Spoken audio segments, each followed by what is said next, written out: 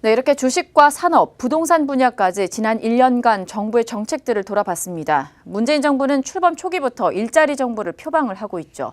비정규직의 정규직 전환부터 청년 실업 문제, 그리고 최저임금과 고용시간 단축 등 정책들에 주력하고 있는데 이 과정에서 다양한 갈등들을 빚기도 했습니다. 지난 1년간 일자리 정책과 과제들 박혜미 기자와 나눠보도록 하겠습니다.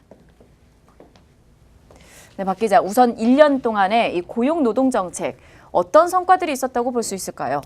네, 우선 문재인 대통령이 처음 추진한 공공기관 비정규직의 정규직화 정책을 들 수 있습니다. 네. 지난달 말까지 정규직 전환이 결정된 비정규직은 10만 7천여 명인데 이 중 6만 명은 전환이 완료됐습니다.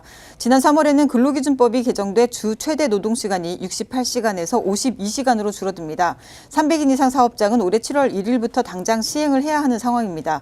최저임금은 16.4% 올랐습니다. 소득 주도 성장을 위해서 임기 중 최저임금을 10,000원까지 올리겠다는 공약인데 반발이 만만치 않은 상황입니다.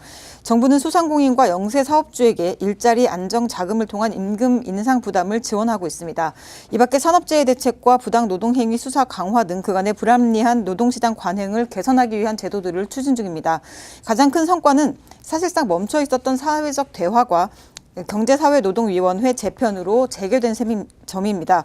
여기에 대통령 직속 일자리위원회가 신설돼서 심도 있는 정책들을 제시할 예정입니다. 지난해 10월에는 일자리 정책 5년 로드맵을 발표를 하기도 했습니다. 여러 가지 방안들이 담겨 있었던 것 같은데 그래도 실업률이 좀 높다라는 지적이 있습니다. 네, 맞습니다. 취업자의 경우는 장기적으로 증가하고 있는데요. 실업률도 2013년 말부터 지속적으로 높아지고 있습니다.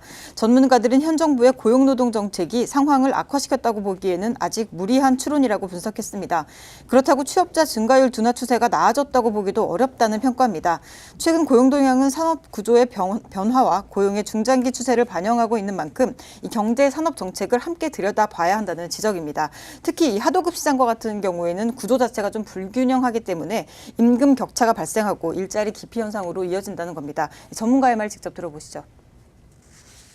단가의 교섭에 있어서 중소기업들이 불리하게 되는 경우가 너무 많은 것 같습니다. 결국은 기업 규모가 임금 격차가 너무 커졌기 때문에 그 부분을 거꾸로 뒤집어서 임금 격차를 축소하기 위한 그런 정책들이 필요한 것으로 보이고. 근데 일자리를 억지로 늘려서 해결되는 것도 아니고 사실 전반적인 산업 구조 문제를 들여다봐야 되는 것 아닌가요? 네, 맞습니다. 네. 문 대통령은 집무실에 상황판을 설치할 만큼 일자리 정책에 공을 들이고 있는데요. 문제점들이 오히려 계속 부각되고 있는 상황입니다. 네. 앞서 말씀하신 일자리 정책 5개년 로드맵에는 공공일자리 81만 개를 비롯해서 민간 일자리 창출 방안뿐만 아니라 불공정 거래를 시정하는 내용도 포함되어 있습니다. 대기업과 중소기업 간의 임금이나 근무 환경 격차를 줄이려면 거래 구조부터 개선을 해야 된다는 겁니다. 지난 3월에는 청년 일자리 창출 대책을 발표하면서 4조 원 가까운 규모의 일자리 추경을 편성하기도 했는데요. 단순히 일자리 개수를 늘리는 문제에 국한해서는 질 좋은 고용 창출이 어렵다는 지적입니다. 전문가의 말 들어보시죠. 대중소기업 간의 그런 어떤 지불 능력 격차나 임금 격차를 축소하기 위해서 결국은 중소기업들의 생산성 향상이 필요하기 때문에 어떻게 노사가 협력적으로 이룰 것인가에 대해서 이런 사회적 대화를 통해서 그런 해법을 모색하는 과정이 필요하다고 보입니다. 네, 그동안 주요 대기업 관계자들도 주 52시간 근무 관련해서는 좀 상황이 어렵다. 네.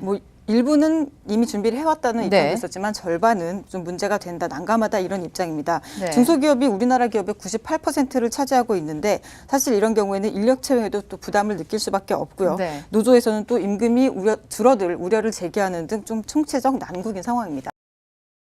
오늘 현장을 보고 얼마나 그 채용 시장이 절박한지를 다시 한번 느꼈습니다. 300인 이상이 오래 하고 그다음에 100인 미만이 1년 6개월 이렇게 텀을 뒀기 때문에 우리 정부가 아까 말씀하신 대로 근로시간 단축으로 인한 문을 닫는 일이 없도록 정부 정책하고 1년 6개월 동안 충분히 준비하겠습니다. 네, 고용 인원만 늘릴 게 아니라 전반적인 산업 구조의 변화가 좀 필요한 것 같습니다. 지금까지 박혜미 기자와 살펴봤습니다.